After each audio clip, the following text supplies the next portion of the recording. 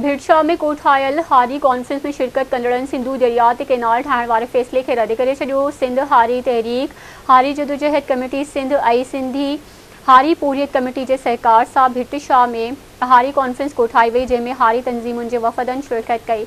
अवामी तहरीक जो मरकज़ी सदर एडवोकेट वसीम थरी, पाकिस्तान किसान राब्ता कमेटी जो जनरल सेक्रेटरी फारूक तारिक, सिंधी हारी तहरीक के मरकज़ी सदर गुलाम मुस्तफ़ा चांडियो शिरकत कई। कॉन्फ्रेंस में हुकूक खल्क पार्टी के जनरल सेक्रेटरी अमार अली जान, नामवर दानिश्वर जामी चांडियो, सिंधी हारी तहरीक के मरकज़ी सदर उमरा समो, अवामी वर्कर्स पार्टी जो अगवार यूनस राहू भी शिरकत कई। कॉन्फ्रेंस के खिताब कंदे मुकर्ररन चयो त सिंधु दरिया ते छत केनाल ठाहिण वारो फैसलो फौरी तौर वापस वरितो वञे। अगवाणनि चयो त ज़रई इनकलाब जे नाले में ज़मीनुनि, वसीलनि, पाणी, जबल ऐं कचे ते कब्ज़ो कयो पियो वञे।